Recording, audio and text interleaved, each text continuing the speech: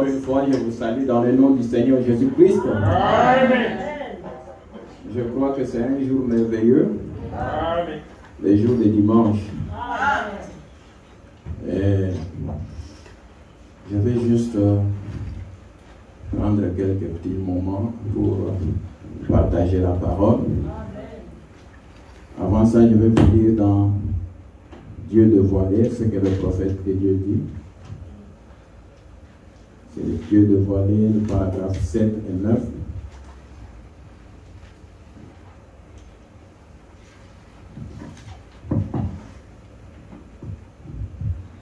Le prophète dit, et maintenant, nous mettons notre confiance dans le Seigneur qu'il bénira chacun de vous. Je sais que vos cœurs sont remplis de joie alors que vous attendez la venue du Seigneur. Et le mien aussi, il déborde de joie de voir la façon dont les choses se passent, les conflits nationaux, l'Église dans l'état où elle est, et de voir des signes de sa venue, à la fois physique et spirituelle, et de savoir que le moment de son apparition est tellement proche. Ça remplit vraiment nos cœurs de joie, de savoir que nous allons être changés un de ces jours. Amen. Nous allons être changés. Nous ne serons plus les créatures que nous sommes. Amen. Gloire à Dieu. Amen. Et je veux aussi vous prier maintenant, si vous pouvez vous tenir debout, qu'on lise la parole de Dieu. On va aller dans 1 Samuel, chapitre 17. On va lire 1 à 10, vous allez vous asseoir, je vais continuer à lire moi-même. Vous serez assis en train de lire. 1 Samuel, chapitre 17, 1 jusqu'à 10. Les Philistins réunirent leur armée pour faire la guerre et se rassemblèrent à Soko, qui appartient à Juda. Ils campèrent entre Soko et Azeka à Éphèse d'Amé. Saül et les hommes d'Israël se rassemblèrent aussi. Ils campèrent dans la vallée de Térébinthe et ils se mirent en ordre de bataille contre les Philistins. Les Philistins étaient vers la montagne d'un côté et Israël était vers la montagne de l'autre côté. La vallée est séparée. Un homme sortit alors du camp des Philistins et s'avança entre les deux armées. Il s'est nommé Goliath. Il était de Gath. Et il avait une taille de 6 coudées et un empan. Sur sa tête était un casque d'airain et il portait une cuirasse à écailles du poids de 5000 cycles d'airain. Il avait aux jambes une armure d'airain et un javelot d'airain entre les épaules. Le bois de sa lance était comme une ensouple de tisserand, et la lance pesait 600 cycles de fer. Celui qui portait son bouclier marchait devant lui. Le Philistin s'arrêta et s'adressant aux troupes d'Israël rangées en bataille, il leur cria: pourquoi sortez-vous pour vous ranger en bataille? Ne suis-je pas le Philistin? Et n'êtes-vous pas des esclaves de Saül? Choisissez un homme qui descende contre moi. S'il peut me battre et qu'il me tue, nous vous serons assujettis. Mais si je l'emporte sur lui et que je le tue, vous nous serez assujettis et vous nous servirez. Le Philistin dit encore: je jette en ce jour un défi à l'armée d'Israël. Donnez-moi un homme et nous nous battrons ensemble. Veuillez vous asseoir, je vais continuer. Je saute, je vais au verset 16. Le Philistin s'avançait matin et soir et il se présenta pendant 40 jours. 17. Isaïe dit à David, son fils: prends pour tes frères cet épha de grains rôtis et ces 10 pains, et cours au camp vers les frères. Porte aussi ces 10 fromages au chef de leurs milliers. Tu verras si tes frères se portent bien et tu m'en donneras des nouvelles sûres. Je vais au verset 22 jusqu'à 23. David remit les objets qu'il portait entre les mains du gardien des bagages et courut vers les rangs de l'armée. Aussitôt arrivé, il demanda à ses frères comment ils se portaient. Tandis qu'il parlait avec eux, voici le Philistin de Gath, nommé Goliath, s'avança entre les deux armées, hors des rangs des Philistins. Il tint les mêmes discours que précédemment, et David les entendit. Verset 28. Eliab, son frère aîné, qui l'avait entendu parler à ses hommes, fit enflammer de colère contre David, et il dit, « Pourquoi es-tu descendu? Et à qui as-tu laissé ce peu de brebis dans le désert? Je connais ton orgueil et la malice de ton cœur. C'est pour voir la bataille que tu es descendu. » Verset 42. Le Philistin regarda, lorsqu'il aperçut David, il le méprisa, ne voyant en lui qu'un enfant, blond et d'une belle figure. Le Philistin dit à David, « Suis-je un chien pour que tu viennes à moi avec des bâtons? » Et après l'avoir maudit par ses dieux, il ajouta, « Viens vers moi et je donnerai ta chair aux oiseaux du ciel et aux bêtes des champs. » David dit aux Philistins, « Tu marches contre moi avec l'épée, la lance et les javelots. Et moi je marche contre toi au nom de l'Éternel des armées, du Dieu de l'armée d'Israël que tu as insulté. » 46. Aujourd'hui l'Éternel te livrera entre mes mains. Je t'abattrai et je te couperai la tête. Aujourd'hui je donnerai les cadavres du camp des Philistins aux oiseaux du ciel et aux animaux de la terre. Et toute la terre saura qu'Israël a un Dieu. Amen. Et toute cette multitude saura que ce n'est ni par l'épée, ni par la lance que l'Éternel sauve, car la victoire appartient à l'Éternel. Et il vous livre entre nos mains. Aussitôt que le Philistin s'est mis en mouvement pour marcher au devant de David, David courut sur les champs de bataille et à la rencontre du Philistin. Il mit la main dans sa gibecière, il prit une pierre et lança avec sa fronde. Il frappa le Philistin au front et la pierre s'enfonça dans le front du Philistin qui tomba le visage contre terre. Je vais ajouter aussi dans Apocalypse. Apocalypse chapitre 6, 1 et 2.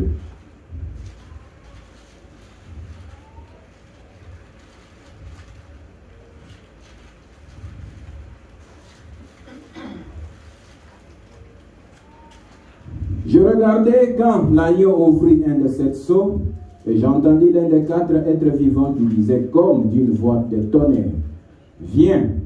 Je regardais et voici parut un cheval blanc. Celui qui le montait avait un arc, une couronne lui fit donner, et il partit en vainqueur et pour vaincre. Que Dieu bénisse cette parole au nom de Jésus-Christ. Je vais un peu prier pendant que vous êtes assis. Seigneur Jésus-Christ, nous sommes réunis ce matin, Père, comme ton prophète nous a dit, c'est pour te voir et non pas pour voir les noms. C'est pour t'entendre, t'écouter, parler et non pas écouter un homme. Viens Seigneur Jésus nous écarter du chemin, Seigneur, afin que toi seul tu puisses parler à nos cœurs, afin du début à la fin, au nom de Jésus-Christ. Amen. Donc, je voudrais juste parler un peu sur le petit sujet que j'intitule « Une armée de guerriers ». Une armée de guerriers. Et je voudrais que vous puissiez me suivre un peu attentivement parce que ça ne sera pas long. Donc, quand on parle de l'armée, il y a des étapes pour être enrôlé dans une armée, être membre d'une armée, un soldat de l'armée. Et pour vous donner une compréhension de ce que nous allons dire, je vais vous lire ici dans le message de Dieu immuable qui agit de façon inattendu. 20 janvier 62, le prophète nous dit ceci. Pour vous donner juste l'idée de ce que nous allons parler sur quoi et de quoi, que vous ayez l'idée. Paragraphe 2, les dieux immuables. Salutations à frère Cyril et au troupeau du Seigneur qui séjourne à cette extrémité de la ville. Nous sommes très heureux d'être ici ce soir pour partager ce moment de communion avec vous, mes amis, mes chers amis. Et je vois que beaucoup sont debout. Nous croyons que nous ne serons pas très longs avec un petit message de la part du Seigneur, et essentiellement les temps de communier. Et je pense que j'ai rencontré le frère quelque part auparavant, et je suis sûr de connaître son visage, et le nom me semble familier. Et ainsi, nous formons tous une très grande armée de soldats du Dieu vivant, de soldats de Dieu marchant vers la victoire finale à la fin de la route. Et à vous, chrétiens qui séjournez ici, que la paix de Dieu soit sur vous. Et je crois que Dieu bénira cette petite église. Et puisse-t-elle grandir pour devenir une grande et gigantesque église ici, dont tous les membres sont remplis du Saint-Esprit et sont si obéissants à l'Esprit que le péché ne pourra même pas franchir les portes sans être dénoncé par le Saint-Esprit. Et c'est le type d'église que nous recherchons et nous luttons pour pouvoir l'obtenir. Je crois que ces choses sont possibles. Donc c'est de cela que nous allons parler. Le prophète dit que nous sommes une armée du Dieu vivant, marchant pour la victoire finale.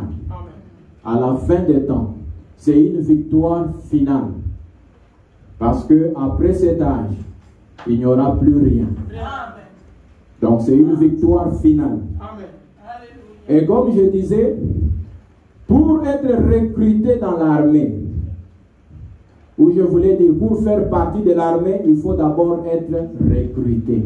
On doit vous recruter. Vous êtes recruté. Et vous devez vous-même vous décider si vous voulez faire partie de l'armée. Vous décidez. Vous prenez la décision que je vais être membre ou soldat dans l'armée. On vous recrute. Et c'est presque la même chose quand on vient à Christ. La première des choses, c'est accepter Jésus comme sauveur et Seigneur. Votre sauveur personnel.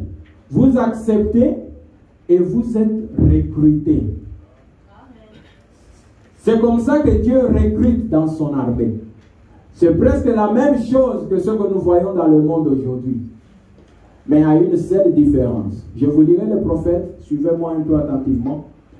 À la seule différence que dans les armées ici de nos nations, différentes nations, vous pouvez aller pour être recruté. On vous rejette deux fois. On dit non, on vous fait des tests, on trouve que non, votre état de santé, vous n'êtes pas en mesure de le faire, vu ça, vu ça, vu ça. Mais ce n'est pas le cas pour notre armée dont nous parlons. L'armée du Seigneur Jésus-Christ. Jésus-Christ vous dit, venez tel que vous êtes. Même si vous êtes malade, il dit, je suis l'Éternel ton Dieu, qui te guérit de toutes tes maladies. Il ne rejette pas. Il dit, je ne rejette pas, je ne mets pas au dehors celui qui vient à moi. Voilà la différence avec l'armée de Jésus-Christ. Vous venez tel que vous êtes et il vous accepte.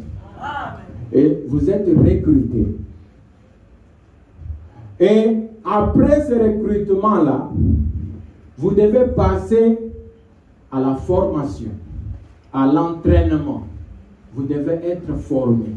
Vous ne pouvez pas juste être recruté et on vous envoie au combat. C'est pour aller mourir facilement. On doit vous former. On doit vous entraîner. Et c'est exactement la même chose. Dernièrement, là, je ne savais pas. j'avais ce message ici à moi et j'ai vu une de mes filles là qui regardait, selon les histoires de l'école, comment on formait les militaires congolais, c'est pas par le belge ou le français. Et cette formation-là m'a encore inspiré des choses. Quand je voyais comment, ce n'était pas comme la blague. Il y a des gens qui se blessaient même. On vous forme, on vous montre comment, par exemple, vous êtes en patrouille et vous rencontrez un bandit avec une arme. Comment le neutraliser? On leur a dit, vous pouvez même, en légitime défense, vous pouvez tirer sur lui. Mais si vous voulez neutraliser cet homme, comment faire? Et ce militaire-là, français ou belge, comme j'avais suivi ça au milieu, il met le garde là-bas, celui qu'on formait, et la manière qu'il a sauté sur lui, le renverser, les bras derrière, jusqu'au mur comme ça. Et quand il s'est relevé là, il était blessé. Le sang coulait de ses mains là. Ce n'est pas la blague. C'est exactement la même chose. Quand on vient à Christ, c'est comme on est en train de lui enlever l'esprit de civil. C'est pourquoi vous voyez le militaire ne rit. Parce que vous voyez un militaire avec l'arme en train de rire en des os, il a quelque chose qui ne va pas. Ils sont formés. Et c'est comme ça que quand on vient à Christ, le Seigneur nous enlève les sales habitudes des civils du monde. Parce que nous sommes des soldats chrétiens. Il nous nettoie par la parole. Et souvent, ce n'est plus facile. La parole peut être même tranchante, peut être dure. Ça vous colle. Vous sentez que ça blesse. Mais ça vous forme. Ça vous entraîne. Vous êtes formé. Parce que vous êtes un militaire. Vous êtes un soldat supposé aller dans la guerre. Gloire à Dieu. C'est la sanctification. On vous enlève la peur. On vous nettoie. On dit un militaire n'est pas comme ça. Un enfant de Dieu, il ne pleurniche pas. Un enfant de Dieu, il doit être solide. Vous êtes à la guerre. On vous forme. Gloire à Dieu. Et après cela, j'ai vu aussi la nourriture qu'on leur donnait. C'était une nourriture quand vous regardez, ça ne vous plaît même, ça ne vous donne même pas d'appétit. C'est une nourriture là vraiment, chez les autres ça peut donner même la nausée, rien qu'en regardant. Vous regardez les casseroles même, les marmites là, c'est compliqué. C'est presque la même chose. Quand vous venez dans la parole que vous recevez, vous dites amen à la parole. Ce n'est pas facile que tout le monde dise amen à cette parole-là. Ils vont vous dire, vous, chez vous, là, votre parole, là, votre message, là, ils ne peuvent pas supporter cette nourriture que vous mangez en tant que soldat pour vous former. Oh, gloire à Dieu. C'est pourquoi le prophète dit, les choses que vous voyez dans le naturel, là, tout ce que vous voyez dans le naturel a un sens dans le spirituel. On peut commencer du matin au soir. On prend simplement, dès que vous sortez à la maison le matin, vous venez dans le spirituel, ça a un sens. Ça signifie quelque chose dans le spirituel. Et maintenant, quand vous êtes formé, vous êtes lavé.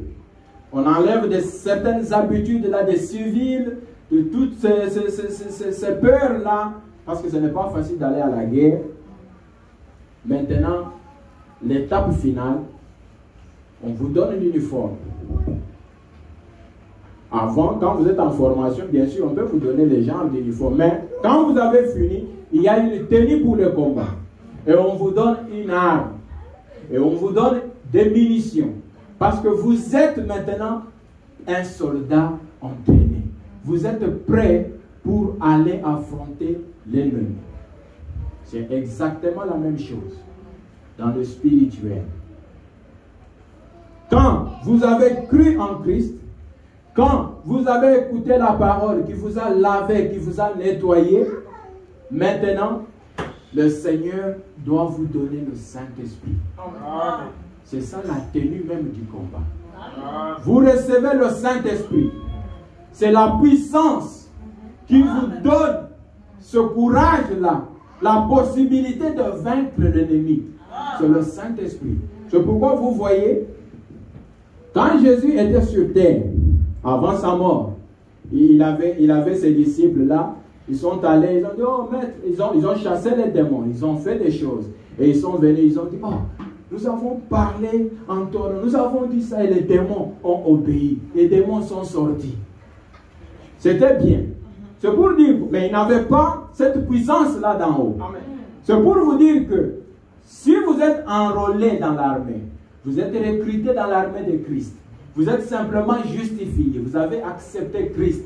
Avec cette petite foi-là, vous pouvez déjà faire du mal à l'ennemi. Vous pouvez déjà commencer à bousculer l'ennemi. Mais ce qu'il vous faut, c'est aller jusqu'au bout. Recevoir le Saint-Esprit. Là, vous êtes maintenant un militaire mûr et bien formé, prêt pour le combat. C'est pourquoi Jésus, à la résurrection, après sa résurrection, quand il les a vus, il leur a dit, ne sortez pas de Jérusalem. Restez ici, jusqu'à ce que vous allez recevoir la puissance d'en haut. Amen. Ne sortez pas. Je sais que, tel que vous êtes là, vous pouvez parler, vous pouvez chasser les démons, mais attendez. Soyez complet. Soyez bien formés. Terminez toutes les étapes. Recevez le baptême du Saint-Esprit. Sortez maintenant et soyez mes témoins. Amen. Gloire à Dieu. Voilà les soldats chrétiens. C'est presque la même chose avec ce que nous voyons dans le monde. Et maintenant, je vais vous lire d'abord le prophète. C'est comme un fondement ou une introduction avant qu'on puisse prêcher un peu et puis on va terminer.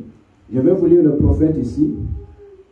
Sur ce que je viens de lire là, de dire là, qu'il peut vous aider. Le prophète dit ceci.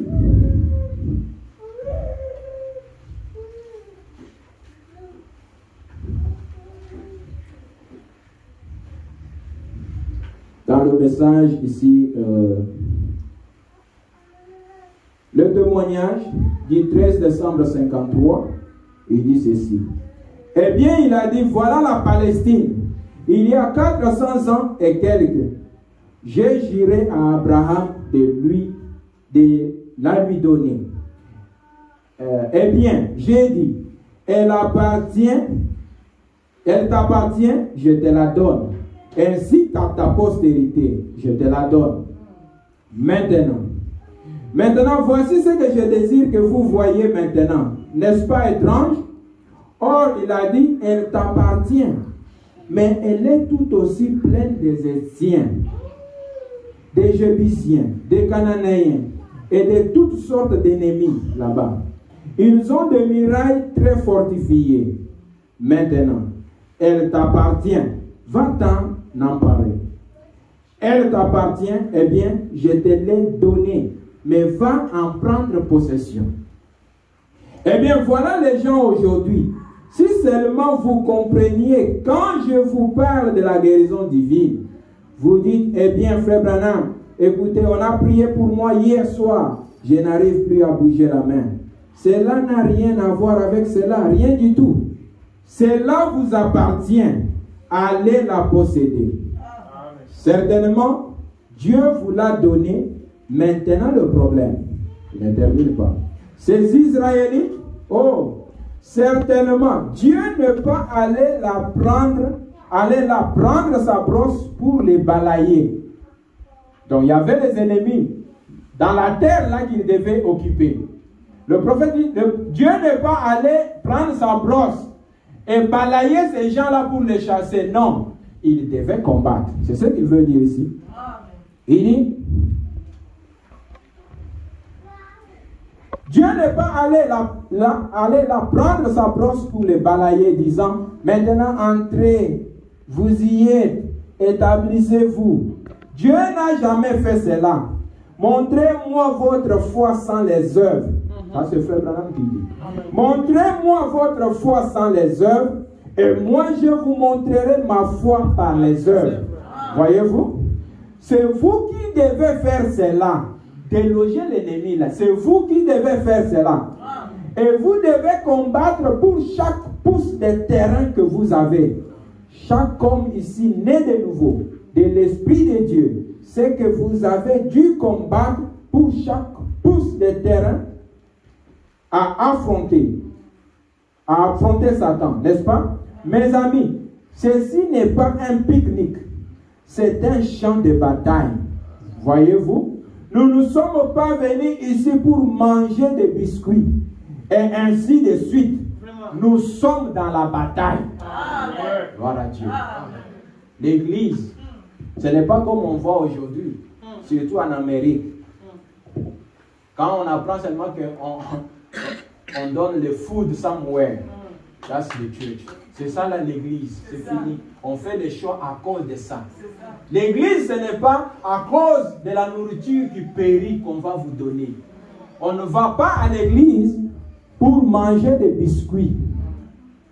Même en Afrique, là, je me rappelle, il y avait aussi des églises là où, quand l'église termine, on vous donne un peu de thé, le pain, on met un peu de bleu blanc. Et puis, si vous avez des enfants qui aiment ça, ils vont vous dire, allons encore demain, l'autre dimanche. Mais ce n'est pas ça l'église. L'église, ce n'est pas manger des biscuits. Nous sommes dans une bataille. C'est ce que le prophète dit. Nous sommes dans une bataille. Et le paragraphe 15,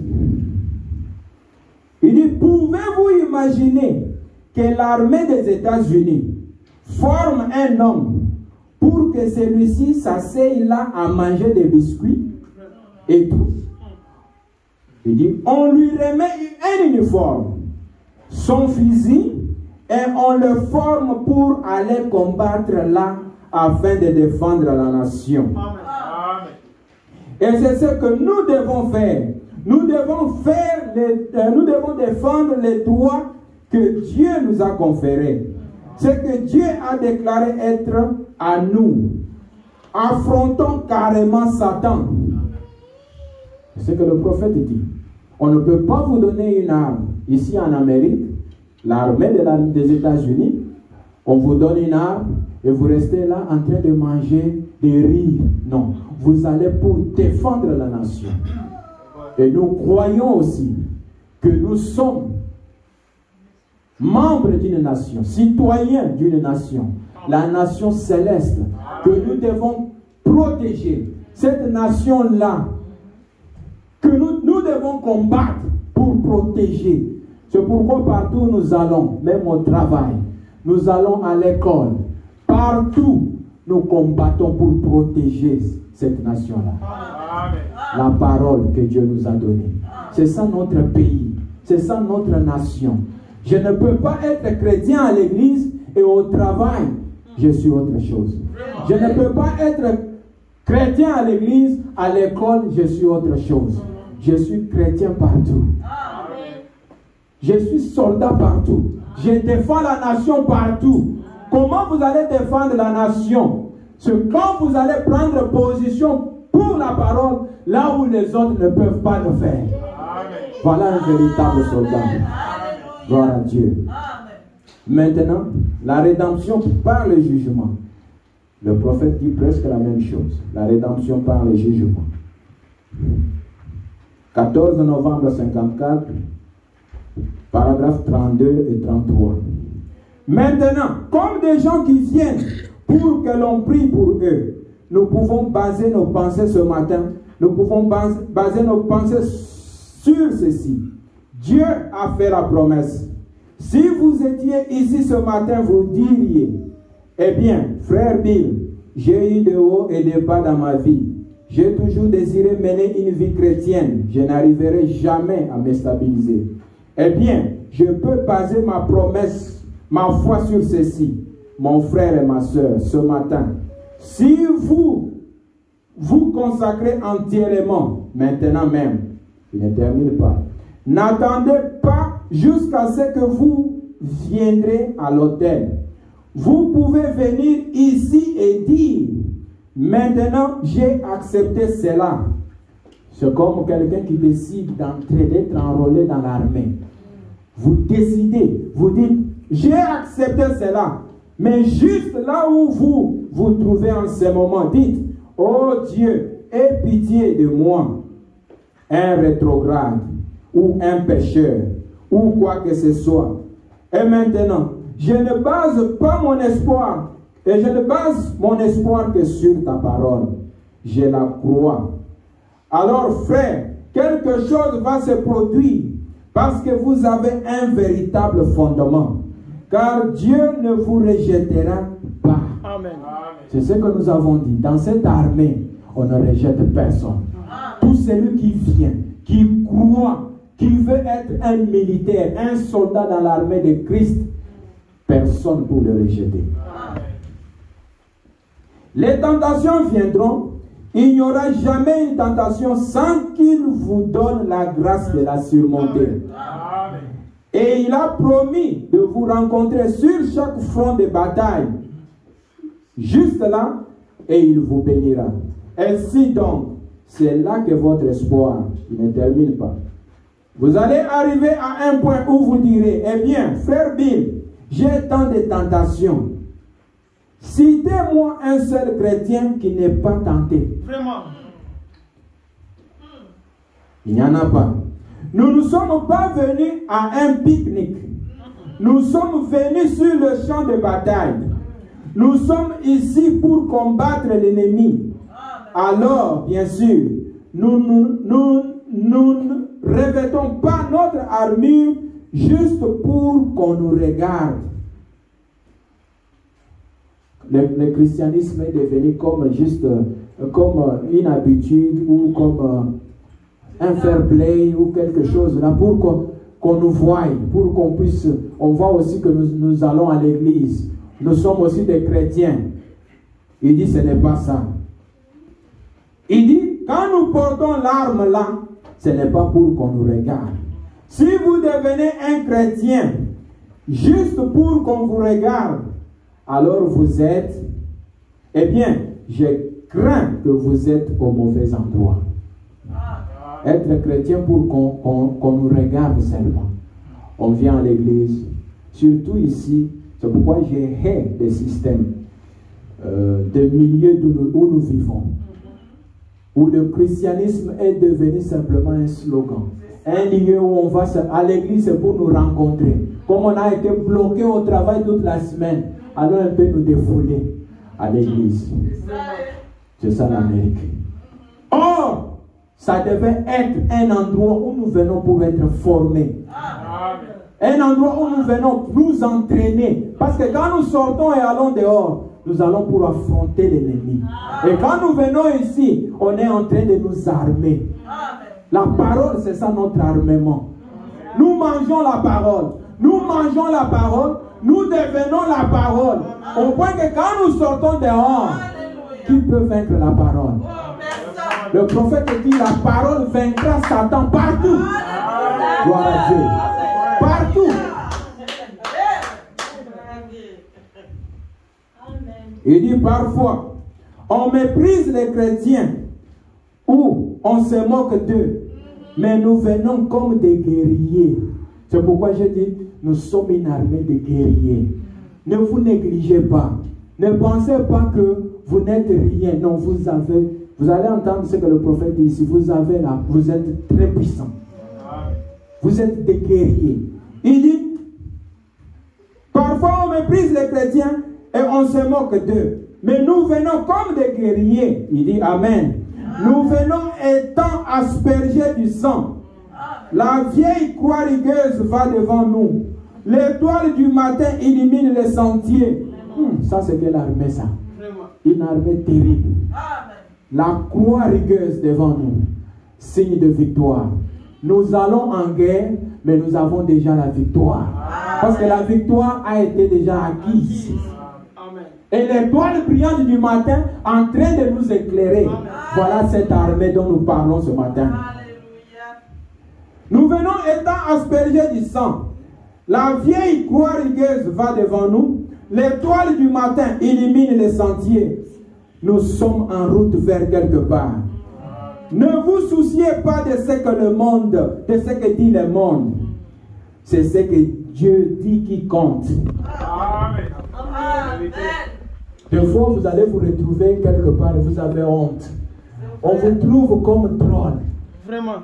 Quand on travaille là, le temps de repos, là, vous voyez les gens là en train de fumer, d'autres là en train de... Vous retrouvez comme si vous n'êtes nulle part, vous êtes perdu. Non, ne regardez pas ce qu'ils font là. Il faut avoir pitié de... Au lieu qu'ils te prennent dans leur mouvement, toi, essaie de les amener à Christ. Moi, quand je vois les gens comme ça, j'ai toujours eu pitié d'eux. Vraiment, c'est ça. Je ne suis jamais tenté que ces gens-là, pour envier ce qu'ils font. C'est ça. C'est ce que le prophète dit ici. Ne vous souciez pas de ce qu'ils pensent, de ce qu'ils disent. Regardez à ce que Dieu pense. Dieu dit de vous. Et il vous dit ce matin que vous êtes un guerrier. Vous êtes un guerrier. Gloire à Dieu. L'étoile du matin illumine le sentier. Nous sommes en route vers quelque part. Ne vous souciez pas de ce que dit le monde. C'est ce que Dieu dit qui compte. Le terrain nous appartient. Dieu l'a dit. Nous sommes en route. Si nous sommes tués sur le champ de bataille, c'est une possibilité. Parce qu'au combat, tout peut arriver. Il dit, si cette tente où nous habitons sur la terre est détruite, nous en avons déjà une qui attend là-bas. Nous n'avons rien à craindre. Amen. C'est ça la promesse de Dieu. Rien à craindre. Tout est bien planifié par Dieu. Si quelqu'un tombe au combat, il y a une tente qui attend. Amen. Oh, gloire à Dieu. Amen. Merci Seigneur. Amen. Je vais vous lire encore. Je lis comme ça et puis on va commencer à parler et puis on va finir. Je lis dans une église séduite par le monde. 28 juin 59, paragraphe 8 seulement. Rappelez-vous, nous ne sommes pas à un pique-nique. Nous sommes plutôt sur un champ de bataille. Bien des gens pensent qu'une fois devenus chrétiens, c'est tout ce qu'il leur fallait faire. Que le problème est réglé pour toujours. Et que comme ils sont chrétiens, tout ira comme sur des roulettes. Ne vous mettez jamais cela en tête. Car si je suis devenu chrétien, c'est pour combattre. Pour combattre le bon combat de la foi. Si je suis devenu chrétien, c'est pour aller au front. Nous sommes des soldats chrétiens et nous devons être formés et entraînés. Nous devons connaître toutes les tactiques de l'ennemi pour savoir comment nous fortifier, pour savoir comment livrer les combats. Et nous ne pouvons le faire qu'au fur et à mesure que le Saint-Esprit nous le révèle. C'est ça l'étape dernière de la formation, de l'entraînement. C'est le Saint-Esprit en vous. Et le Saint-Esprit qui doit vous le révéler. Ce n'est pas celui qui prêche ici à la chair. C'est celui qui doit être en vous. Parce qu'au front, vous ne serez pas avec le prédicateur. Vous ne serez pas avec papa. Vous ne serez pas avec maman. Vous serez vous seul. C'est le Saint-Esprit en vous qui va vous révéler les tactiques de l'ennemi. Alléluia. Alléluia. Gloire à Dieu. Il dit, nous ne pouvons pas adopter ce que d'autres. Il dit, nous ne pouvons pas adopter ce que d'autres nations nous disent. Lorsque nous allons à la guerre, adopter certaines de leurs idées. Non. Mais nous devons adopter nos propres idées, la façon dont le Saint-Esprit nous dirige. Et les idées que lui nous donne, car c'est lui le commandant en chef de l'armée des chrétiens. Vous avez compris notre commandant en chef. Ce n'est même pas le pasteur, ce n'est même pas le prophète. Le commandant en chef, c'est le Saint-Esprit. Le prophète n'est pas ici avec nous, mais le commandant en chef est là. Partout où vous irez, si vous l'avez dans votre cœur, il va vous donner les directives, les tactiques pour vaincre l'ennemi. Gloire à Dieu. Merci Seigneur. C'est pourquoi Jésus avait dit, je ne vous laisserai pas orphelin. Le commandant en chef, le glorieux Saint-Esprit. Je vais vous lire encore dans ce qu'il faut vaincre. Ce qu'il faut pour vaincre l'incrédulité. 29 juillet 60. Paragraphe 57. Nous vivons maintenant dans un jour terrible. Mais tout ce dont vous avez besoin vous a déjà été donné. Lorsque vous croyez aujourd'hui, tant de gens, à ce que je vois, quand ils adhèrent à l'Église, et particulièrement en Amérique, ils deviennent tout simplement des vagabonds. Eh bien, gloire à Dieu, j'ai rencontré Frère Branham. Je suis sauvé. J'ai écrit mon nom dans le registre. Et c'est tout ce que j'ai fait. Il vagabonde, tout simplement. On ne doit pas faire cela. Vous n'avez pas été sauvé juste pour être un membre de l'Église. Vous avez été sauvé pour travailler. On n'habille pas une armée juste pour qu'elle reste au coin à filtrer avec les filles. En bel uniforme. C'est comme les militaires là qu'on voyait. Bon, pardonnez-moi, je parle plus de Congo, c'est là où j'ai vécu, je connais un peu les... On prend les militaires, ils viennent de Zimbabwe, ils viennent là-bas, ils oublient la guerre, ils commencent avec des filles. Ils commencent à avoir des enfants. C'est ce que le prophète dit ici. Vous avez l'arme à l'épaule, vous êtes en uniforme bien habillé, mais pour jouer avec les filles. Il dit ce n'est pas ça. Ça ne doit pas être comme ça. Il dit nous entraînons notre armée pour le combat. Et nous ne sommes pas à un pique-nique. Nous sommes sur le champ de bataille. Nous sommes juste ici en train d'affronter l'ennemi de notre Seigneur Jésus. L'ennemi de nos âmes. Soyons à l'œuvre avec un cœur prêt à affronter tout combat. Je vais m'arrêter là pour lire. Comme ça, on va continuer comme le temps avance. Et maintenant, dans cette armée dont nous parlons, Frère Branham dit quelque chose dans le message de persévérer. Il parle de George Washington. George Washington, je crois que tout le monde le connaît, les enfants vous le connaissez, le premier président ici, l'un des pères fondateurs. Moi personnellement, j'aime beaucoup ce président-là. Parce que Frère Branham disait que quand il appelle des présidents, des hommes qui étaient des chrétiens, il fait aussi partie de ces gens-là. Cet homme-là a lutté pour la cause de ce pays. Ce qu'est devenu ce pays, c'est à cause de ce qu'ils ont fait, des sacrifices qu'ils ont endurés. Dans le message persévéré, Frère Branham dit, quand ils combattaient les colonialistes au début là, les 2/3 de leurs soldats n'avaient même pas de chaussures. Pendant la neige, ils combattaient, ils marchaient comme ça, ils mettaient des chiffons dans le pied pour se protéger. Et ce qui m'intéresse pour cet homme, le prophète dit, il a prié toute la nuit. Oh. Mais nous, imaginons nous-mêmes. Quand est-ce que nous avons prié toute la nuit? Depuis quand? Quelle est la dernière fois que nous avons prié toute la nuit? Regardez les veillées de prière ici. Vous partez à 18h, vous rentrez à 19h. Donc on a veillé à l'église. C'est ça les veillées ici aux États-Unis. Quelle est la dernière fois que nous avons fait ça? Prier toute la nuit. Mais cet homme-là, il a prié toute la nuit quand il savait que demain, il va affronter l'ennemi. Et Frère Branham dit que Dieu lui a donné une vision. Il a été convaincu, il sentait qu'il va avoir la victoire. Et le prophète dit quand il est sorti le matin pour combattre, on a tiré 3 balles sur lui. Ça a traversé sa veste. Ça ne l'a pas touché. Pourquoi? Il a prié toute la nuit. Des fois, nous négligeons la prière. C'est ça même l'arme des croyants. C'est ça l'arme des chrétiens. La prière a une puissance que vous ne pouvez pas vous imaginer. On a tiré sur cet homme 3 balles. Ça traverse ça, mais ça ne le touche pas. Gloire à Dieu. Et je voudrais un peu... Des fois, quand je parle à ça, ça me rappelle toujours une situation qui m'était aussi arrivée. Quand J'étais en train de prier. Je devais aussi prêcher un dimanche comme ici.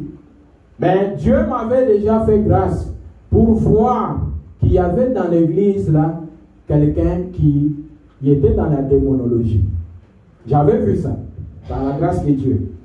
Et souvent, comme il venait de temps en temps, j'apportais la parole dans ce sens-là, parce que je savais déjà qu'il y a quelqu'un là-bas.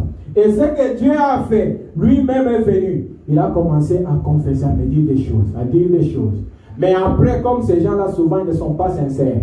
Ils continuent toujours à attaquer, ils continuent toujours. Et puis après, on s'est décidé, non, pas question. Tu restes à la maison. Pas encore. Parce que tu n'es pas vraiment sincère. Tu n'as pas besoin qu'on puisse t'aider. Et c'était sa colère. Et ce jour-là, quand j'étais en train de prier, je priais la nuit. Et je m'étais retiré en dehors c'était au salon sur la chaise.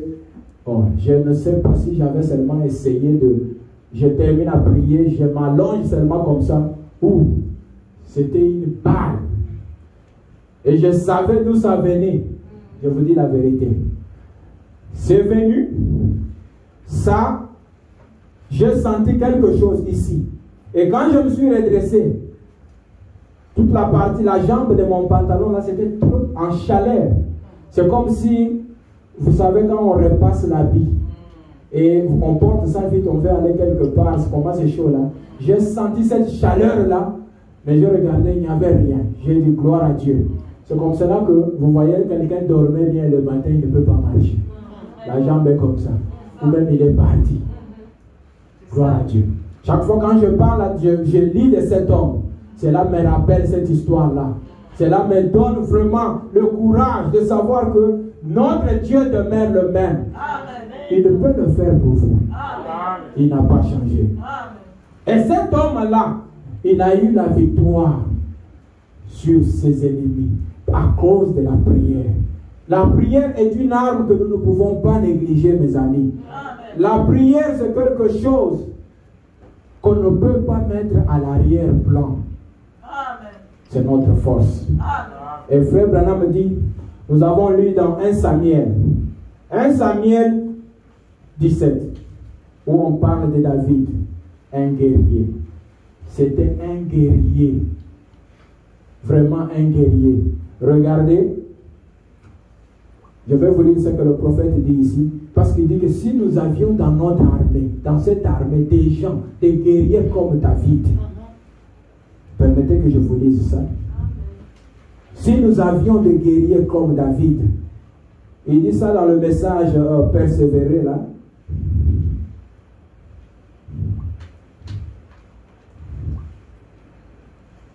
Persévérer 46 et jusqu'à 51.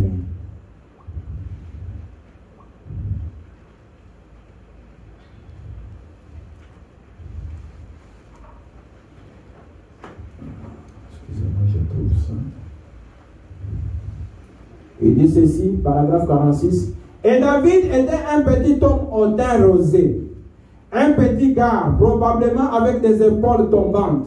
La Bible dit qu'il avait les teints rosés, un petit homme. Il n'avait jamais été entraîné au duel avec des lances et tout. Mais il avait gardé les brebis derrière le désert. Et un lion était venu s'emparer d'un de ses agneaux. Et il l'a poursuivi et l'a tué avec une fronde.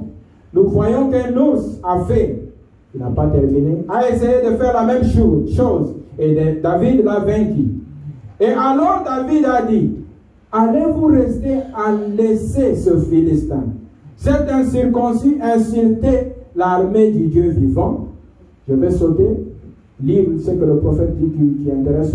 Paragraphe 51, il dit, oh, si nous avions plus de David dans cette armée, si nous avions plus d'hommes qui tiennent ferme et qui persistent, qui persévèrent dans la foi qui a été transmise au sein une fois pour toutes. Dans l'armée de l'Éternel, nous avons besoin des gens comme de David. David était un vaillant guerrier. Lui aussi a été recruté. Il est passé par les mêmes étapes là. C'est son père. Il le regarde. Il avait d'autres enfants. Mais son père l'a recruté lui. Il a dit, ok, je vais t'envoyer, tu vas garder les troupeaux là au coin du désert. C'était son recrutement. Il a accepté cela. Il a dit, ok. Et il est descendu au désert. Et dans le désert là, c'était maintenant la formation de David. Un jour, le lion est venu, comme nous venons de lire. Il voulait prendre la brebis. Il a poursuivi et il a tué le lion. Un autre jour, c'était l'ours qui est venu. Il a poursuivi et il a terrassé l'ours. C'était une formation. Et regardez maintenant, après l'entraînement là, il sort du désert avec l'arme du combat. Quelle était l'arme du combat? Il avait sa petite fronde et il avait les 5 pierres. Gloire à Dieu. David était prêt maintenant pour le combat. Et ça coïncide avec la difficulté, les mésententes entre Israël et les Philistins. Et son père lui dit, comme nous avons lu, va maintenant rejoindre tes frères. Parce que trois de ses frères étaient là au combat avec Saül. Il dit, va voir s'ils ont de la nourriture. Et comment ils se portent. David a pris ça, il est parti. Et quand il est arrivé là, il a donné la nourriture. Et cela s'est fait que le Philistin, la Goliath, est venu au moment où David était là. Et il a prononcé des paroles insultantes contre les dieux d'Israël. Et frère Branham me dit, ces paroles-là sont tombées dans les oreilles de quelqu'un qui ne pouvait pas supporter cela. Parfois, nous, on peut parler en mal du prophète.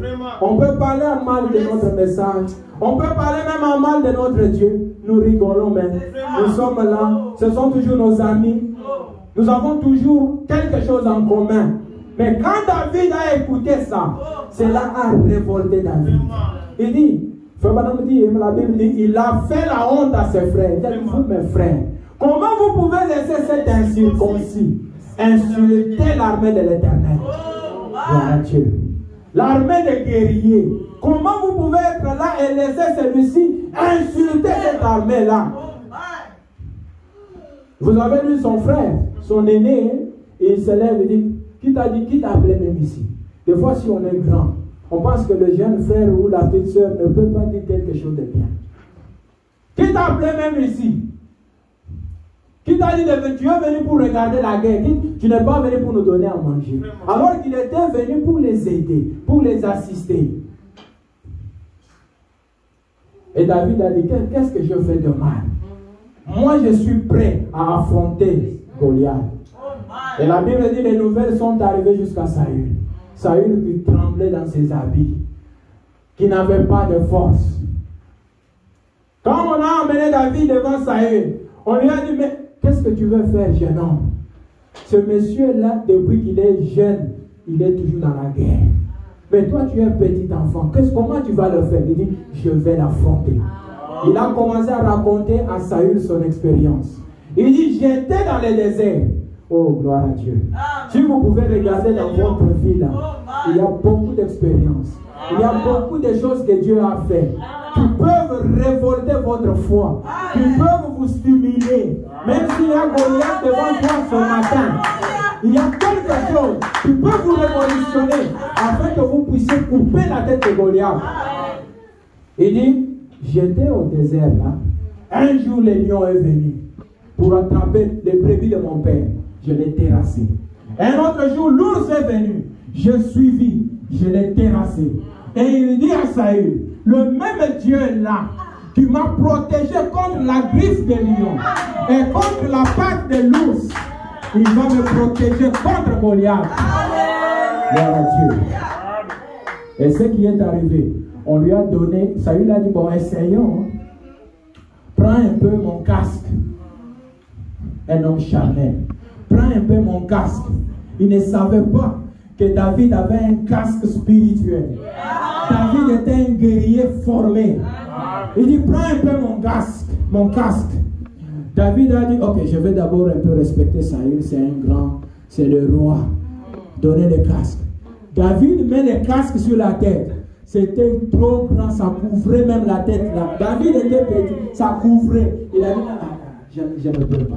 Il a enlevé. Essaye un peu mon bouclier. Il prend cette histoire-là qui pesait des tonnes. Il n'a pas. Il dit non, je ne peux pas. Il dit mais comment? Non, je suis convaincu. Je crois que je vais l'affronter. Amen. Et on a dit ok, tu peux aller, bonne chance. David se présente devant Goliath. Mes frères et sœurs, des fois quand nous parlons de ces choses ici, c'est toujours comme de l'histoire. Mais rien n'est écrit au hasard dans la Bible. Vraiment. Amen. Ce qui est écrit dans la Bible, c'est pour nous enseigner. Amen. Même le prophète disait, à quoi me servira-t-il de parler du Dieu de l'histoire s'il n'est pas mon Dieu aujourd'hui? À quoi me servira-t-il de parler du Dieu de David? De ce qu'il a fait ce jour-là devant Goliath. Tu ne peux pas le faire aujourd'hui. Sortez-le de l'histoire, maître. Alléluia. Quand ils sont arrivés sur le champ de bataille, de l'autre côté de la montagne, Israël, de l'autre côté les Philistins, et on voit les géants. Frère Branham me dit que les doigts seulement de Goliath c'était 35 cm. 35 cm, je ne sais pas si c'est plus grand que ça, les doigts, imaginez. Le doigt. Vous voyez quelqu'un avec un doigt comme ça, mais vous allez seulement, comme on dit dans le langue au Kaouki, tu vas seulement mourir. Mais David a pris courage parce qu'il avait confiance en son Dieu. Et quand Goliath a regardé David, il dit, mais vous, est-ce que moi je suis un chien? Tu viens avec des bâtons? Moi je suis un chien. Je vais te tuer aujourd'hui, je vais te couper la tête. Il a menacé, il a encore insulté. Mais David, il avait foi en Dieu. Il a dit, le même Dieu là, qui m'a protégé contre l'ours, contre les lions, va me délivrer de ta main. Il a dit, je vais couper ta tête. Qui peut dire ça ce matin? Rappelez-vous que le prophète a dit, c'est vous qui devez le faire. Vraiment. Cela vous est donné, mais vous devez le faire. Je vous ai donné ce pays, comme Dieu a dit à Abraham, mais vous devez combattre. Vous devez déloger l'ennemi. David a dit, je vais couper. Il n'a même pas dit, Dieu va m'aider à couper ta tête. Et le prophète dit, ce que vous déclarez là, ce que chaque fois que vous professez là, c'est ce qui va arriver. Amen. Si vous marchez, vous dites, je suis béni. Je suis un fils de Dieu. Je suis béni. Moi, j'ai la victoire. J'ai la victoire. Vous verrez la victoire vous suivre partout. Alléluia. Et nous avons lu dans la Bible. David est allé dans la gibecière. Il a pris la fronde.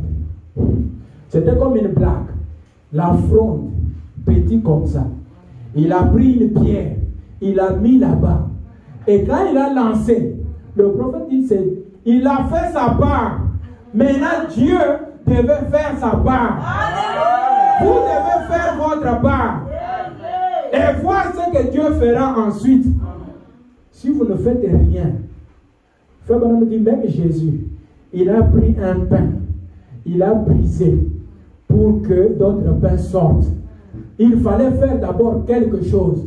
David a pris la pierre, il l'a mis dans la fronde et il a lancé. Je ne crois pas qu'ils étaient comme ça. Hein? Mais Dieu a guidé la pierre. Dieu a conduit la pierre. Cet homme-là était bien protégé. Mais Dieu savait à quel point atteindre l'homme. Et on a vu Goliath battait. C'était comme quelque chose là. Personne ne s'y attendait. Tous les Philistins, ils ont fui parce qu'ils ont vu leur maître par terre. Et David a couru. Un petit jeune homme, il a couru. Il a pris l'épée et il a coupé la tête de Goliath. Ce matin, si vous avez la foi comme David, vous pouvez prendre l'épée de la parole et couper la tête de l'ennemi. Peu importe l'ennemi. Et j'ai une citation où Frère Branham me dit, tout ennemi qui se présente devant vous, c'est un ennemi déjà vaincu. Amen. Tout ennemi, n'importe lequel. Moi, quand je marche, c'est ça qui ça bouillonne en moi. Si je sens que c'est dur, je dis seulement, même moi-même dans la voiture, je dis, tout ennemi est déjà vaincu. Amen. la foi de David. Et Goliath était par terre. Mes amis, ce n'est pas une histoire. C'est une histoire parce que c'est quelque chose qui s'est déjà passé. Mais nous disons ce n'est pas une histoire parce que c'est la parole. La parole n'a jamais été une histoire. Elle est toujours d'actualité. Ce que Dieu a fait là, il peut le faire encore aujourd'hui. Gloire à Dieu. Je vais parler un peu de Moïse, un autre guerrier. Dieu l'appelle. Il a été aussi recruté. Celui-là est recruté par Dieu lui-même. Choisi dès le sein de sa mère. Parce que les prophètes, ils naissent des prophètes. On ne devient pas prophète. Jamais. Tu vois quelqu'un aujourd'hui, je suis bishop. Demain, vous le trouvez, il est déjà archibishop. Et après, il est, si ce n'est pas archange, ou quoi? Un prophète. Né prophète. Il sort du sein de sa mère. Prophète. Moïse. Recruté par Dieu lui-même. Et gloire à Dieu, il avait une maman qui faisait du bon travail. Comme le prophète dit que nos mamans, ce sont des pasteurs des enfants. Elles enseignent les enfants. Et sa maman lui parlait chaque fois. Toi, mon fils, regarde ce qui est arrivé. Regarde, ça c'est ton peuple. Les gens qui souffrent ici, c'est tes frères. Toi, tu as un travail. Toi, tu as une mission. Dieu nous avait dit, moi et ton papa. Gloire à Dieu. Une bonne maman. Et Moïse a accepté le recrutement. Il a gardé ça dans son cœur. Il marchait avec ça. Même au palais là, on regarde, on voit, ça c'est notre frère. Ça, il est chez nous. Mais Moïse savait dans son cœur. Son cœur était vers le peuple hébreu. Et qu'est-ce qui est arrivé? Seulement à cause du recrutement. Moïse se lève un jour. Il veut délivrer, il veut aller au combat.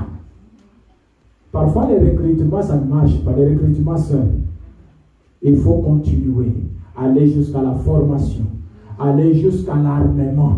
Mais Moïse était seulement recruté. Il a accepté. Il dit, ok, je vais le faire. Et quand il a essayé, ça n'a pas marché. Vous connaissez tous l'histoire. Il a fui.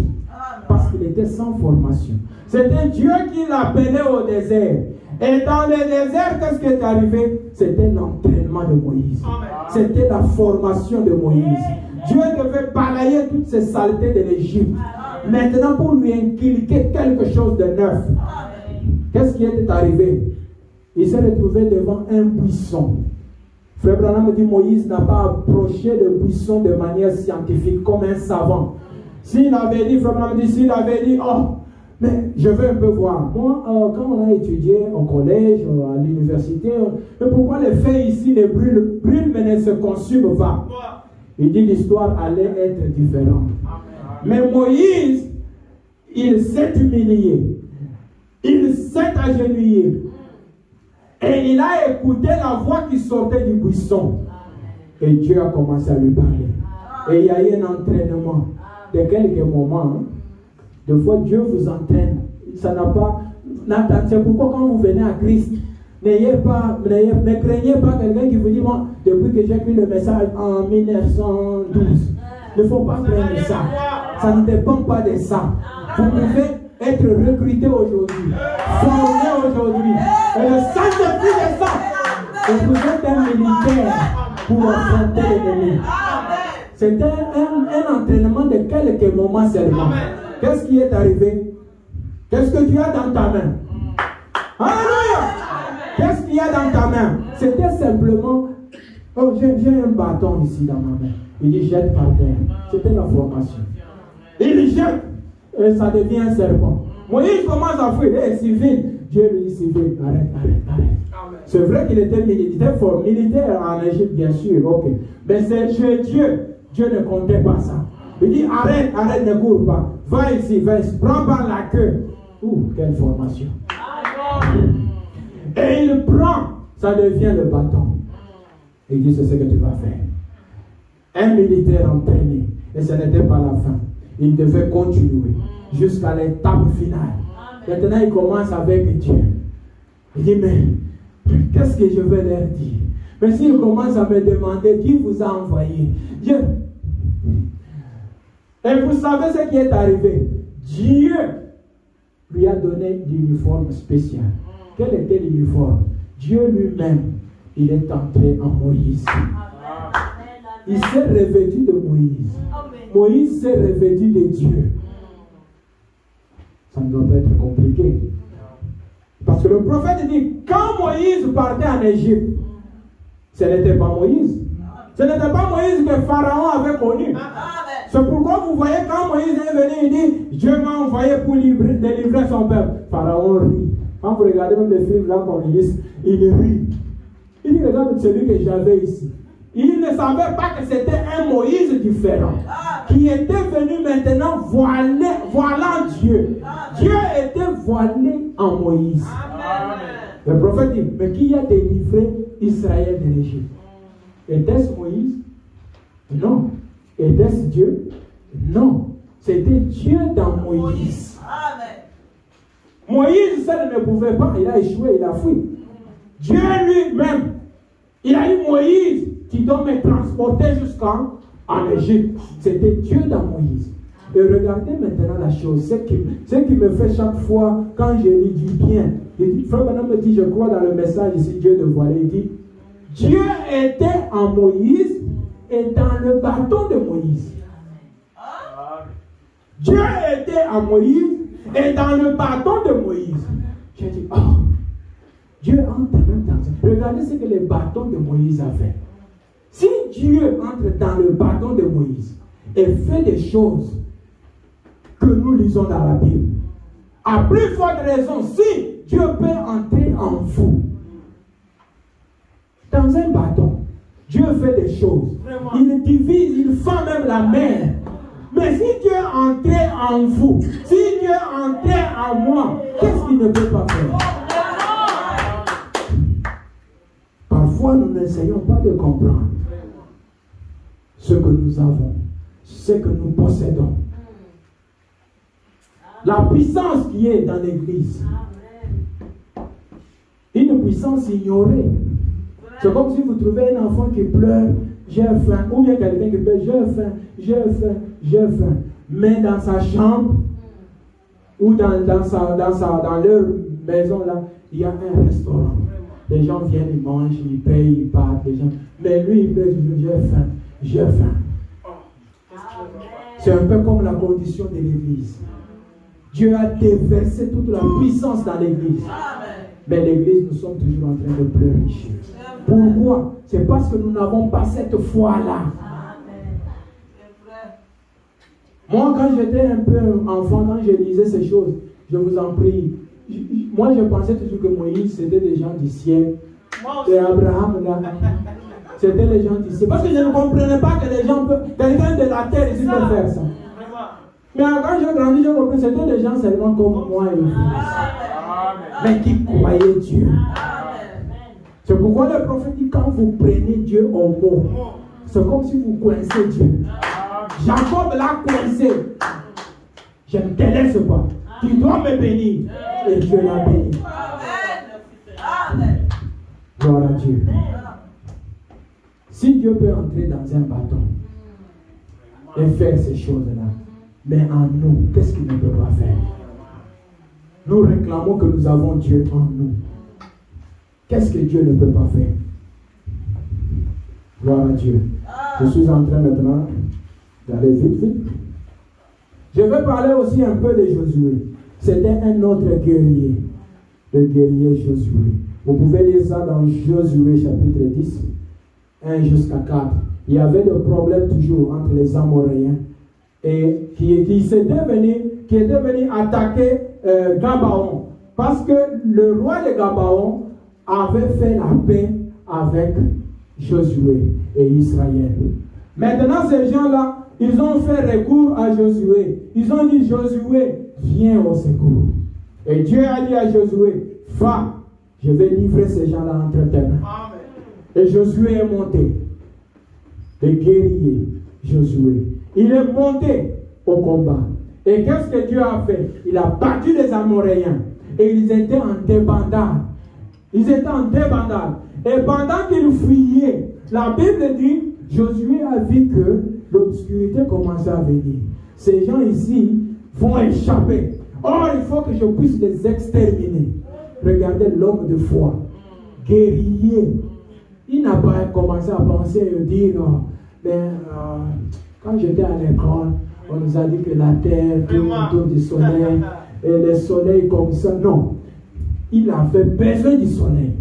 Il a seulement dit soleil, ne te bouge pas. Arrête-toi sur Gabaon. J'ai besoin de toi à Gabaon. C'est là que je fais l'œuvre de Dieu. Arrête-toi à Gabaon. Et le soleil s'est arrêté. La lune qui commençait à sortir s'est arrêtée, a disparu là-bas. La foi de ce guerrier Josué. Et la Bible dit, si vous lisez bien, il y a eu un jour spécial que Josué, par la foi, a créé lui-même. Le jour que Dieu n'avait même pas créé. Tout jour normal, c'est 24 heures. Mais faites des calculs. Parce que quand le soleil s'est arrêté, on dit le soleil a brillé encore presque tout un jour. Toute une journée. Maintenant, si vous prenez tout le jour, là, plus c'était 24 heures, si on peut le dire. Et le cheminement que le soleil avait déjà fait avant qu'il s'arrête. Si c'était déjà 18 heures, je ne sais pas. Si c'était déjà 19 heures. Maintenant, prenez ça. Plus les 24 heures. C'est un jour spécial qui n'a jamais existé dans l'histoire du monde. Mais que Josué a créé par la foi.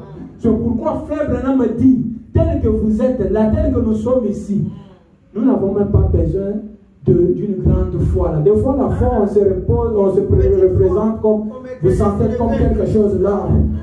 On s'appelle, j'ai la foi. Frère Branham me dit, quand vous sortez seulement le matin, vous dites, on va se voir le soir, je vais au travail.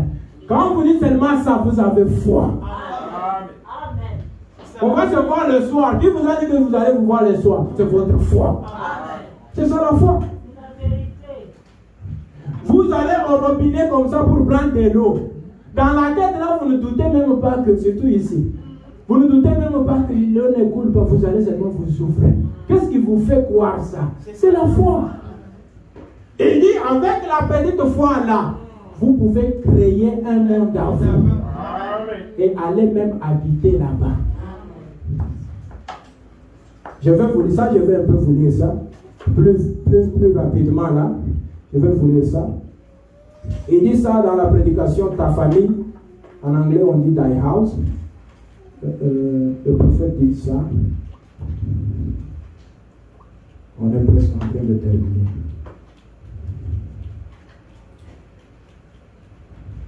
Permettez que je vous lise aussi ça. Il dit ceci, paragraphe 33. Comme je l'ai dit l'autre jour, quand nous naissons de l'Esprit de Dieu, Dieu n'a pas une partie faible et une autre forte. Non. Si vous avez une petite ombre de Dieu en vous, juste l'ombre, juste la plus petite portion de Dieu, alors vous avez toute la puissance.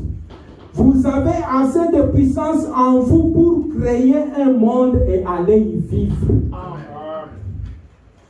Peut-être vous allez dire, je crois, vraiment dire, ce monde, ces choses-là sont contrôlées par la foi. Ce n'est pas possible aujourd'hui, tu dis que je parle, je crée mon monde, mes étoiles, ce n'est pas possible. C'est contrôlé. Mais je veux vous dire quelque chose. Quand vous voyez quelqu'un, comme dans une réunion quelque part, Frère Branham, il vient, on lui amène quelqu'un avec une jambe qui était courte par rapport à l'autre. Il ne pouvait pas marcher. Il était condamné. Mais Frère Branham tient la jambe de cette personne-là et commence à tirer la jambe là. La jambe vient. Et puis, ça tape par terre des deux pieds normaux. Vous pensez que ça, c'est dans ce monde ici. C'est quel monde? Ça, c'est un monde de foi. Dans ce monde ici, ça n'existe pas. Abraham l'a fait, non? Abraham avait l'âge là qui ne pouvait pas attendre à un enfant. Mais Abraham, dans son monde à lui, le monde de la foi, Abraham pouvait se lever et aller commencer même à faire des provisions pour le bébé. C'était un monde à lui. Les gens de ce monde se moquaient d'Abraham. Mais Abraham, lui, était dans un autre monde. Il avait créé un monde à lui où il voyait Sarah en train d'allaiter les bébés. Gloire à Dieu. C'était un monde créé par la foi. Et ce que vous croyez, vous créez dans la foi, finit par se transposer dans ce monde ici. C'est comme quand vous allez à l'hôpital, surtout ici, on ne peut rien faire pour vous. Ça, cette parole-là, ça circule beaucoup ici. On peut, we can do nothing. Ici. Et quand on vous a dit ça, on dit qu'on vous donne même, on va dire, you have only 7 months. Tu as seulement 7 mois ou 3 mois pour vivre. Mais vous pouvez créer un monde à vous. Amen. Vous dites, docteur, vous m'avez condamné. Dans ce monde ici, je ne peux vivre. Mais je vais créer un monde à moi. Un monde par la foi. Où je vais guérir de cette maladie. Et quand vous marchez comme ça, vous croyez cela. Ça finit par quitter le monde de la foi. Ça devient le monde matériel. Il y a beaucoup de témoignages pour ça. Beaucoup. Même vous-même, vous connaissez beaucoup. C'est quoi ça? C'est des gens qui ont la foi, qui créent des mondes à eux, dans la foi. Et ce qu'ils créent là-bas, finit par venir ici, là où nous sommes. Parce que quand le docteur te dit c'est fini pour toi, mais le monde ici t'a condamné. Mais qu'est-ce qui fait que tu vas vivre? Peu importe ce qu'ils ont dit. C'est parce que tu as d'abord rejeté ce qui vient de leur monde. Tu as créé quelque chose dans ton monde. Et la foi a pris ce qui était dans le monde invisible, a mis ça dans le monde réel. Gloire à Dieu. Merci Seigneur. Abraham l'a fait. Il a vu un bébé dans ce monde-là que lui-même avait créé. Il s'en foutait de ce que Sarah pouvait penser. Il a cru, il a acheté les diapers, tout ça, il a acheté. Et le bébé est né, il a naquit. Donc c'était la foi d'Abraham. Gloire à Dieu. Vous pouvez aussi le faire. Je vous dis la vérité. Nous pouvons le faire nous aussi. Si nous avons foi en Dieu. Samson, un autre guerrier, recruté par Dieu, un Naziréen. Le frère dit Naziréen, c'est mis à part pour la parole. Un Naziréen, un guerrier. Il s'est retrouvé quelque part dans une vallée. Les Philistins sont autour de lui. Il regarde seulement ici. Wouh! Acclamons un peu le Seigneur Jésus-Christ. Merci Seigneur. Il n'a pas cherché ailleurs. La solution peut être seulement là autour de toi. Amen. Et pour vous, la solution est là seulement en vous. Amen. Même la guérison, frère Branham dit, elle est toujours en vous. Amen. Elle ne vient pas d'ailleurs. Elle est en vous. Amen. Samson a regardé autour de lui. Mâchoire d'âne. C'est comme quand tu es devant un danger. Vous savez, quand vous êtes devant un danger, même s'il y a un puits, un trachet, comme ici, là où il se trouve le frère, vous allez sauter ça. Quand le danger est derrière, vous pouvez sauter même les bâtiments ici. C'est ce que Samson a fait. Il a regardé autour de lui. Le danger était là. Il a pris seulement mâchoire. Quand il a saisi la mâchoire là, c'est Dieu qui a pris la mâchoire. Amen. Dieu a saisi la mâchoire. On a commencé à lancer les ennemis. Le prophète dit qu'ils étaient habillés, bien protégés. C'était des militaires, des guerriers. Mais la mâchoire là les a tous rasés. Gloire à Dieu. Amen. Et la Bible dit, quand il a terminé ça, il était fatigué. Il avait soif, parce que c'était un combat. Et qu'est-ce qu'il a dit, Seigneur, maintenant tu m'as accordé la victoire contre les Philistins. Et maintenant tu veux me laisser mourir à cause de la soif? C'est ça que vous pouvez dire à Dieu. J'ai tué des milliers de gens par ta grâce. Mais comment tu vas me laisser mourir de soif? Seigneur, rappelle-toi ce que tu as fait dans ma vie. Rappelle-toi comment j'étais à l'article de la mort. Tu m'as relevé. Tu m'as gardé en vie. Mais aujourd'hui, regarde ce petit Philistin, ce petit démon. Est-ce que je peux mourir à cause de ça? Quand il a prié, la Bible disait ça. Il dit, Dieu a ouvert les rochers. L'eau est sortie en abondance. Et il a bu. Il a bu. Et ce matin, Jésus-Christ est l'eau de vie. Même si nous sommes fatigués à cause de la guerre, il est l'eau de vie. Gloire à Dieu. Alléluia. Merci Seigneur. Maintenant, je vais terminer en parlant d'un guerrier spécial. Ça, c'est le guerrier de tout le temps. C'est le Seigneur Jésus-Christ. Lui, c'est le guerrier, le puissant conquérant. Vous savez, on a parlé de David qui a vaincu Goliath. Mais David est arrivé devant la mort. Il a été emporté par la mort. Samson, il a tué les Philistins. Mais quand il est arrivé devant la mort, il a été emporté. David même, il a même convoité les femmes. C'était le péché. Mais Jésus-Christ, le puissant conquérant, c'est un conquérant de tous les temps, que le monde n'a jamais connu. Lui, quand il est venu, il a dit, j'ai le pouvoir de donner ma vie et de la reprendre. Satan pensait, oh, ok, c'est un homme comme tous les autres.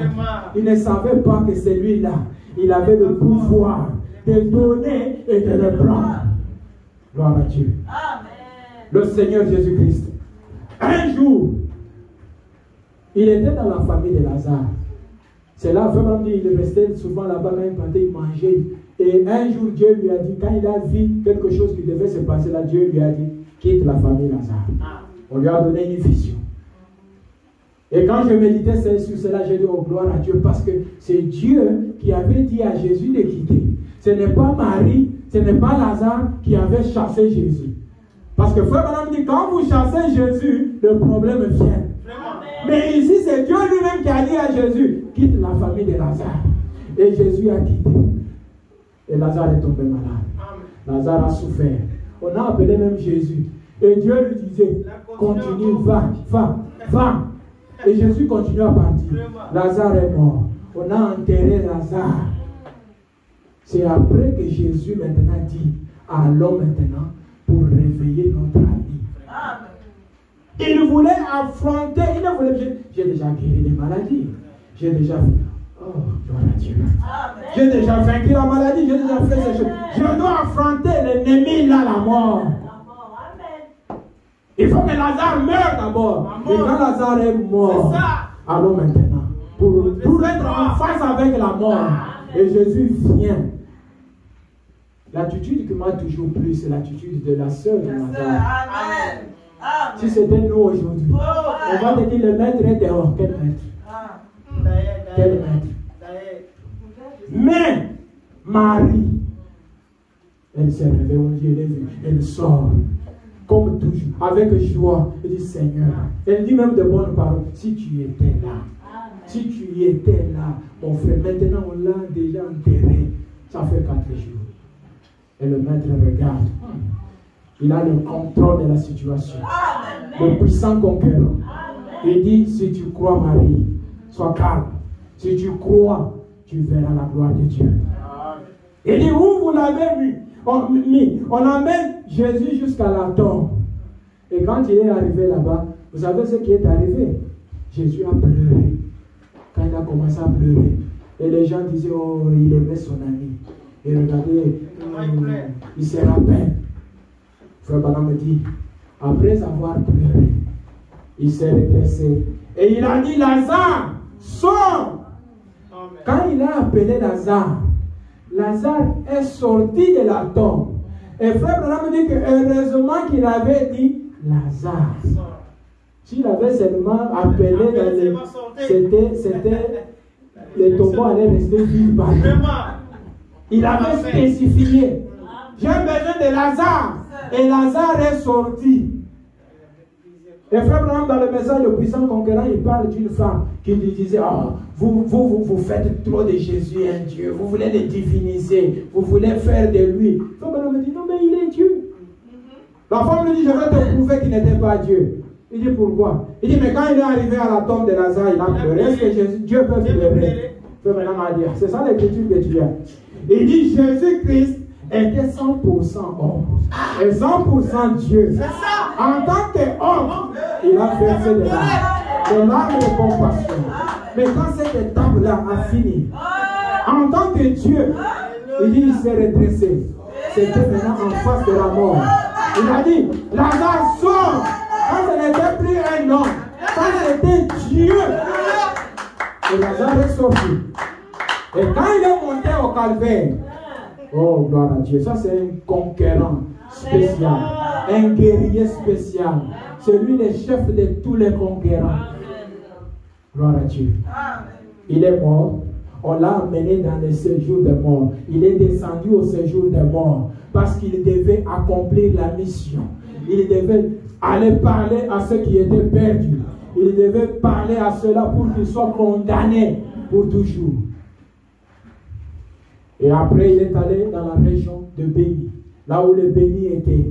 Frère Branham me dit, le diable pensait qu'il a eu un candidat comme les David, parce que les David étaient gardés là dans le séjour des morts. Les Daniel, là, tous étaient là. Il pensait que c'était la même chose. Mais quand il a ouvert la porte, pensant qu'il va faire entrer un autre candidat, un autre citoyen, oh, quand il a regardé, c'était quelqu'un de spécial. Et frère Branham me dit, il a simplement donné des coups de pied à Satan et il a ravi les clés. Et c'est pourquoi ce matin, quand il est ressuscité, il a dit, je tiens les clés de la mort et du séjour des morts entre mes mains. Qui peut nous envoyer dans le séjour des morts? Qui peut nous faire du mal? Quand nous sommes entre ses mains, quand nous sommes sous sa protection, rien ne peut nuire. Rien ne peut nous faire du mal. Nous sommes protégés. Nous sommes à l'abri de tout danger. C'est le conquérant spécial. On peut continuer à parler du conquérant, mais je vais m'arrêter par là. Et je vous dis que vous avez un conquérant. Vous avez le puissant conquérant, le Seigneur Jésus-Christ. Que le Seigneur vous bénisse.